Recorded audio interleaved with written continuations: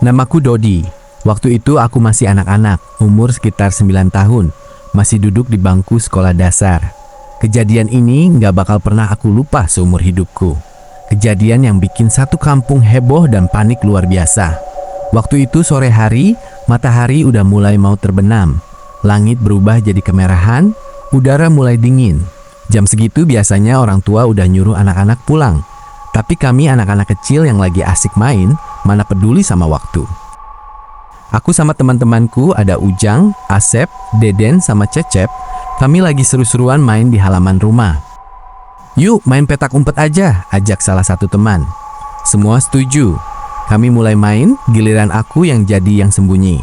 Pas itu waktunya pas banget jam maghrib. Waktu yang katanya orang tua dulu sering bilang adalah waktu peralihan, waktu di mana alam kita sama alam lain itu lagi saling berdekatan. Tapi aku waktu itu kan masih kecil, polos, nggak tahu apa-apa, nggak ngerti mitos atau larangan orang tua. Aku yang cari ya, awas jangan ketemu, teriak Ujang sambil nutup mata di tiang listrik. Aku langsung lari masuk ke dalam rumah. Aku pikir biar nggak ketemu, aku harus cari tempat paling tersembunyi. Aku lihat kamar orang tua, pintunya sedikit terbuka. Aku masuk pelan-pelan.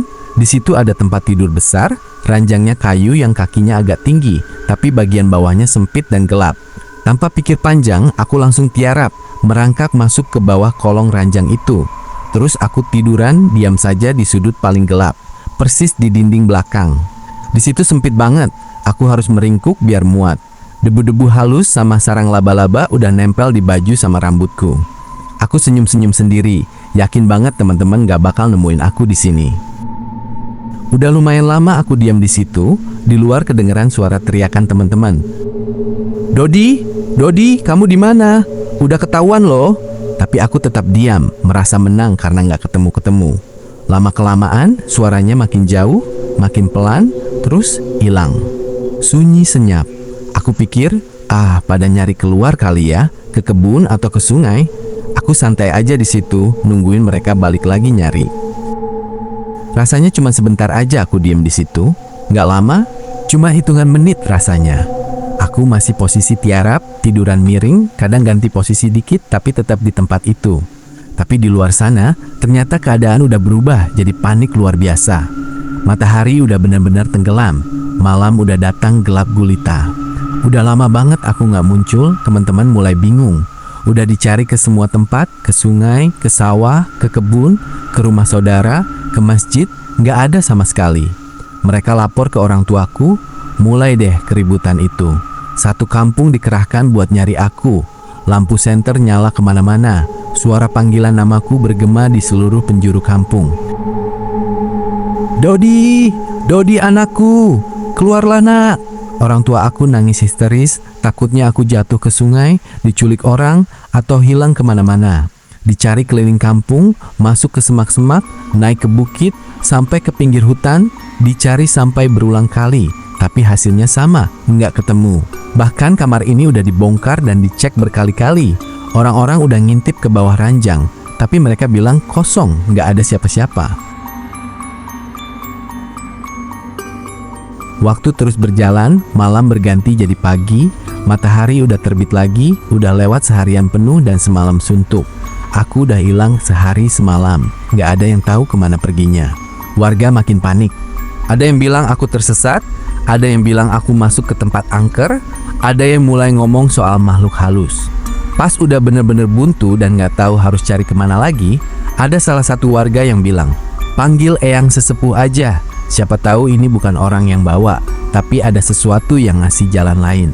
Akhirnya dipanggillah seorang sesepuh kampung yang memang mengerti soal hal mistis dan adat. Beliau datang, keliling lihat sekeliling, pegang-pegang baju atau barangku yang ada, terus beliau diam sejenak merasakan sesuatu. Beliau buka suara pelan tapi tegas. Jangan cari jauh-jauh, anak itu ada di dekat kita saja, malah dia ada di dalam rumah ini juga. Coba cek lagi tempat-tempat yang menurut kalian udah dicek berkali-kali. Tempat yang sempit, tempat tertutup, bawa-bawa barang besar, dia ada di situ. Dia cuma dipermainkan waktu sama pandangan aja sama yang punya hawa. Mendengar itu, bapakku langsung teringat ke dalam rumah. Dia lari masuk ke kamar tidur, kamar yang udah diperiksa puluhan kali sama warga sejak kemarin sore. Dia masuk kamar itu, natap sekeliling, gak ada siapa-siapa. Terus matanya tertuju ke tempat tidur besar itu. Dengan gemetar, bapakku jongkok, terus menunduk natap ke bawah, ke kolong ranjang yang gelap dan sempit itu. "Astagfirullah, itu dia!" teriak bapakku kaget campur lega. Benar saja. Di sudut paling dalam, di bawah kolong ranjang yang berdebu itu, aku ada di situ.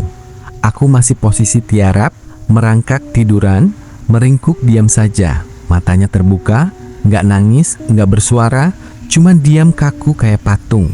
Badanku penuh debu, rambut sama baju udah kotor kena sarang laba-laba. Bapakku langsung tarik kaki aku pelan-pelan, terus ngeluarin aku dari kolong ranjang itu. Pas aku udah di luar, dilihat-lihat aku nggak luka apa-apa, nggak sakit, tapi wajahku kelihatan bingung banget. Orang-orang yang udah ngumpul pada bertanya berondong, "Dodi, kamu ngapain aja di situ? Kamu ngerasain apa? Kamu tahu nggak kamu hilang sehari semalam?" Aku garuk-garuk kepala yang nggak gatal, natap mereka satu-satu dengan mata bingung banget. Terus aku jawab polos banget, "Loh, apa sih? Aku kan cuma sembunyi doang. Rasanya cuma sebentar kok. Bentar doang aku di situ, cuma merangkak tiduran aja. Kok pada teriak-teriak sih?" Semua orang yang dengar langsung merinding sampai ke tulang. Aku ngerasa cuma sembunyi sebentar, hitungan menit aja, padahal kenyataannya udah berlalu lebih dari 24 jam sehari semalam lamanya. Dan anehnya lagi, warga sama orang tua udah berkali-kali ngintip ke bawah kolong ranjang itu pas nyari kemarin, tapi nggak ketemu, kosong. Padahal aslinya aku ada di situ dari awal sampai akhir, tiarap diam aja. Pas dijelasin sama eyang sesepuh, baru kami paham. Waktu jam maghrib itu waktu rawan, pas aku sembunyi, ada makhluk halus yang ikut main. Mereka suka sama anak kecil. Mereka mengaburkan pandangan mata manusia lain. Jadi walaupun orang udah lihat ke situ, mereka cuma lihat dinding kosong, nggak lihat aku. Terus mereka juga memutar balik atau menghentikan waktu buat aku. Makanya aku ngerasa cuma sebentar, santai aja tiarap di situ. Padahal di dunia manusia udah berlalu seharian penuh.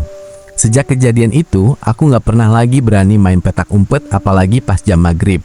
Dan orang kampung kami makin percaya kalau di mana ada tempat sempit, kolong-kolong barang, apalagi di waktu-waktu tertentu, kita harus peka dan hati-hati. Karena dunia mereka sama dunia kita itu kadang bisa saling bertemu walau kita nggak sadar.